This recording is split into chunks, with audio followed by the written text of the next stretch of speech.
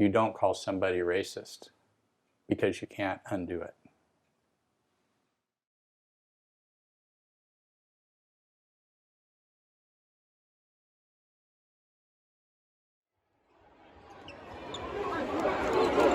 Jesse! What the heck? Look at tortillas. Tortillas? What a racist. Wow! Wow! Racist! Racist! Players on a high school basketball team were seen throwing tortillas at the opposing team, which was from a mostly Latino school. Protesters took to the streets of Coronado, demonstrating against what they're calling a racist incident. It's racist. It's wrong. The district school board also weighing in. We fully condemn the racism, classism, and colorism which fueled the actions of the perpetrators. The California Latino Caucus is calling this a hate incident. And those weren't two tortillas. Those were bombs of racism. This was a racial incident, no matter how it was cut. With breaking news, the Coronado Unified School Board has just voted to remove Coronado High School's head basketball coach.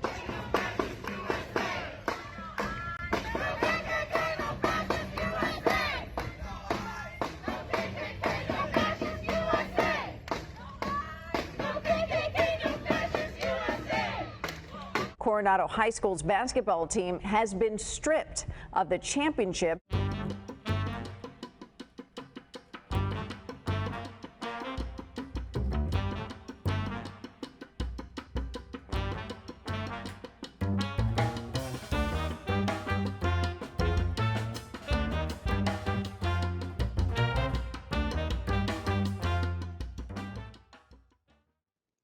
I'm Robert, and this is my wife, Candy. And our son, Donnie, is a varsity basketball player at Coronado High School. And his sister's a cheerleader. So that's how we got involved in all of this. There was only seating on one side of the gym. And you could feel a little bit of tension. There were Orange Glen fans right behind us, a couple of dads. And they were particularly obnoxious. They knew exactly where the weak spot was, and they were going to use it, and that's fine. And at the end of the game, on that fadeaway three-pointer,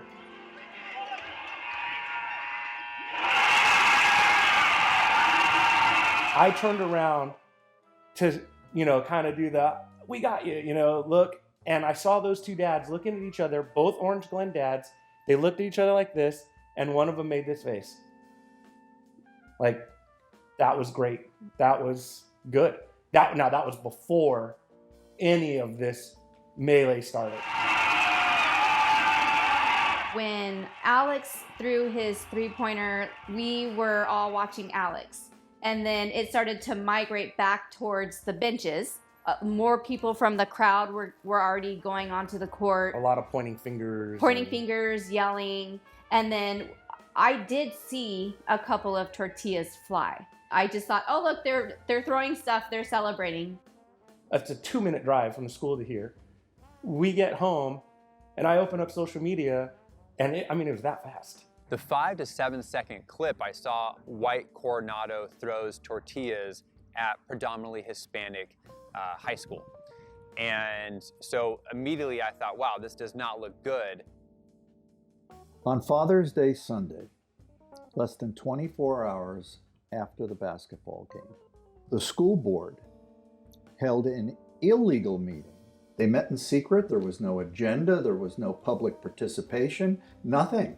They voted on a statement. We fully condemn the racism, classism, and colorism that fueled the actions of the perpetrators. The community was attacked as being racist,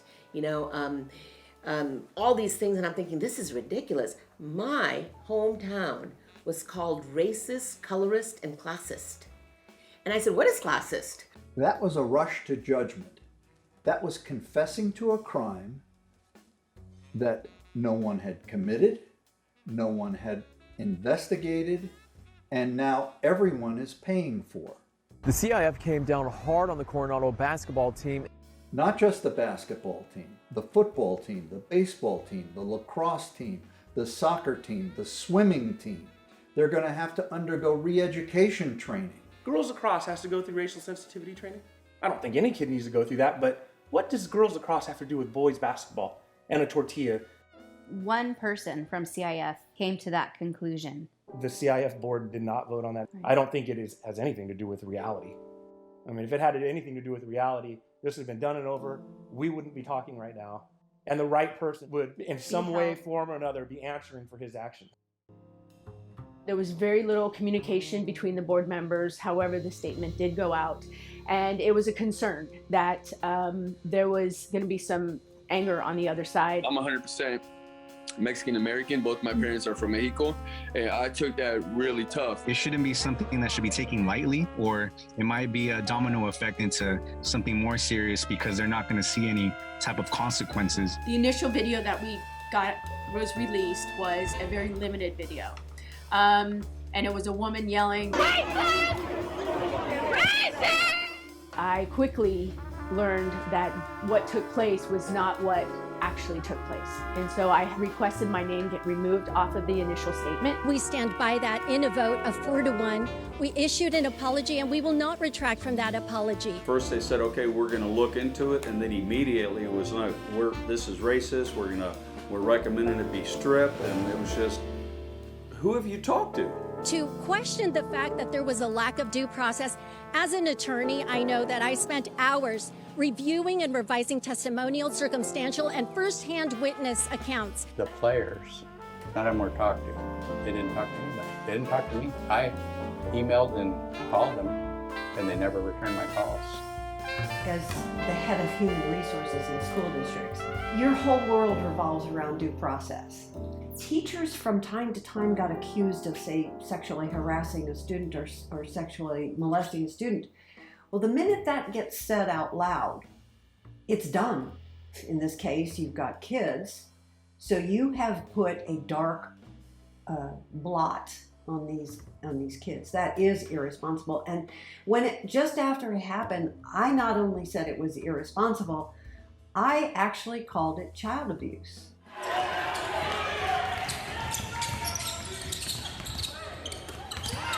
I'm Wayne McKinney and I'm the captain. It was not based on race or class. The tortillas were brought by someone not associated with the team. However, the throwing of the tortillas during the scuffle after the game was unsportsmanlike and inexcusable. And on that behalf of the team, we apologize for that action. I'm not sure why his words, which are so powerful and obviously a first-hand account, were kind of disregarded by the school district.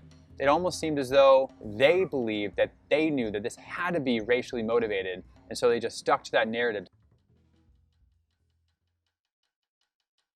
Our daughter, she got passed a tortilla, and she said, "What is this?" And the little girl next to her, the other cheerleader, said, "That man over there passed out some tortillas and told us that if we win the game, to throw them in the air as a celebration." It'll be fun. He'd never even been to a game all year. I'm sure the cheerleaders thought it's like some creepy middle-aged guy talking to us. Teenage cheerleaders made up and in their uniform, and this middle-aged weirdo comes in. The Coronado Police Department interviewed Luke Cerna on June 19th after the basketball game. He is a Latino. He is a union local president. He is a political activist.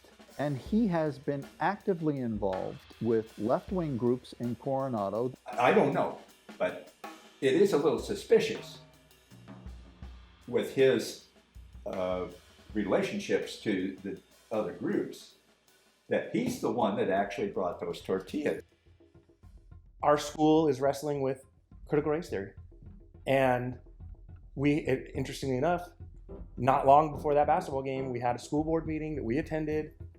We had people speak about not wanting that, and then lo and behold, there's an incident that's racially motivated, and the school board is using that with the No Place for Hate campaign. That's dipping their toe in the water of CRT, and we're not for that.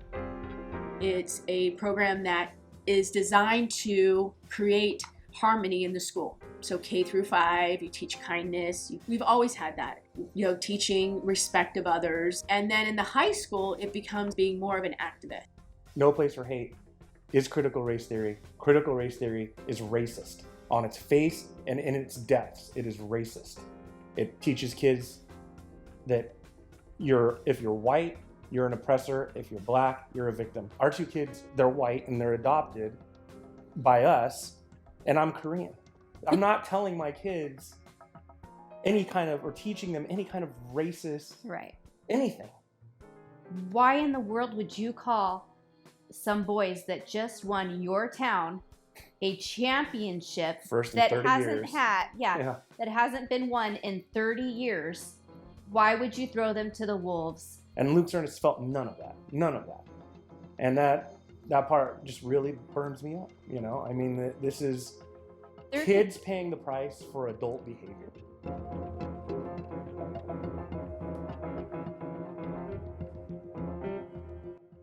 I think it's appropriate to remind you that even according to Luke Cerna, the actual instigator of the entire event has confirmed that it was not racially charged. I'm here to demand that you remove the words racist, classist, colorist, and perpetrators from the board letter that was issued to Orange Glen in June. If it was your child, would you want them to live with that incorrect and tarnished reputation? I know you wouldn't. So please protect our boys and reinstate the town's trust in all of you. Thank you.